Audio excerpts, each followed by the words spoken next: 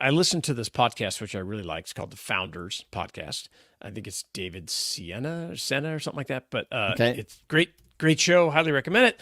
Basically, he breaks down books on founders and talks about, lessons learned and that kind of thing. He's really good at it. And this episode I listened to this past weekend was about Sam Walton and Walmart. Yep. And one of the terms that really stuck out with me is when Sam was going around visiting stores that had opened up, and he was trying to always try new things and do things. He came up with this phrase, "What is your RC factor?" when he was talking to managers and employees, and that is, what is their resistance to change factor, right? Which really struck me, because we've talked about change a lot, and how I always say the only constant is change. Nothing was, what you're doing today, not going to be the same a year from now, and so on and so forth. And so his the reason he was pushing this when he would visit is because they were always trying to new ways to get people in the door, whether it was a mule, a donkey in the parking lot when they first started out, or free watermelon, whatever it is. He was like a P.T. Barnum type guy trying to get attention for his stores. And he found that people, the more you pushed, often people just realize, I can't, it's just too much change. We're not going to do it. And then especially as in the 70s, when they made a $500 million investment into computer systems. Wow. And once they started to have all this data, they found the same thing, is people were their RC factor was very high, as they were like, it's the human condition. It is. Right? Yeah. It really is.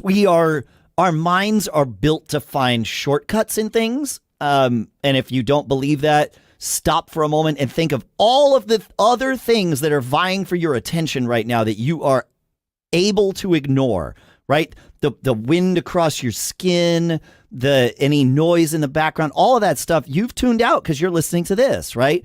That's it. Our minds have to be able to do that stuff. But a byproduct of that, and sometimes a good one and sometimes a bad one, is that we get into patterns and we stay there. And that causes us, among other things, to be change resistant. Yeah.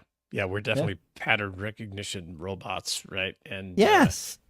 When I heard that, I immediately also thought about your concept where you get people to buy in by using the 2-week experiment framework. Right. And if you haven't heard that before on this show, basically it's Dave's concept of when he rolls something out that's new and he feels maybe people are going to resist a little bit, he'll say, hey, we want to try this 2-week experiment and see how everything works. Even if in his mind he goes, oh, this is the future. This is permanent. We are doing this. But it eases folks in, and that doesn't mean. And if you don't think that works on you, I will ask you to bear with me and rewind yourself about 4 years and 3.5 months when we were told that we needed to lock down for 2 weeks. 2 weeks. I knew when they said 2 weeks, I'm like, oh, this is going to be for a long time. Yeah. It gets people. It's like the primrose path. We're just kind of winding you down. It's not going to be anything crazy. We're going to boil your frog. Exactly. The boiling frog thing. So anyway, I thought that was kind of cool. And I'm going to definitely pick that RC factor up as part of my vocabulary, because I think it's important. I like that.